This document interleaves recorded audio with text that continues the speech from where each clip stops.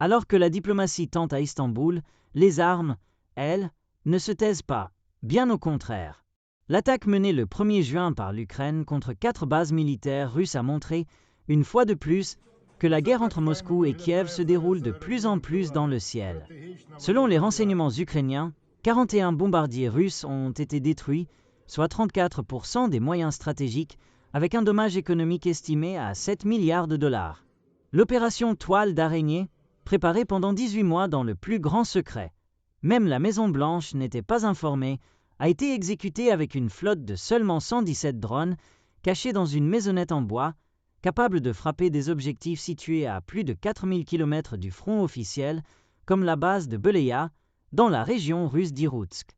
Pour quelques centaines de dollars par drone ukrainien, la Fédération de Russie a perdu des avions d'une valeur d'environ 350 millions de dollars chacun, une asymétrie qui met en lumière que les drones ne sont plus de simples moyens tactiques, mais de véritables atouts stratégiques capables de renverser l'équilibre du conflit.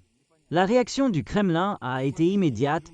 Quelques heures après l'action des 117 drones ukrainiens, la Russie a lancé la plus massive attaque de drones depuis le début de la guerre, en déployant 472 drones et 7 missiles contre des objectifs ukrainiens, dans une tentative de paralyser la défense aérienne de Kiev et de rétablir un équilibre stratégique.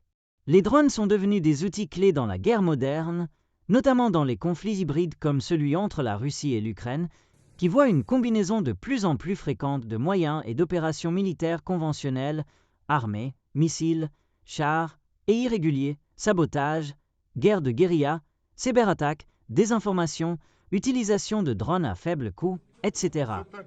En 2024, l'Ukraine a produit 2,2 millions de drones et vise à atteindre un chiffre record de 4,5 millions d'unités en 2025. Moscou, de son côté, n'est pas resté les bras croisés. Elle vise à produire entre 3 et 4 millions de drones d'ici la fin de l'année, en se concentrant sur différents modèles, des drones kamikazes aux modèles à faible coût proposés par l'Iran.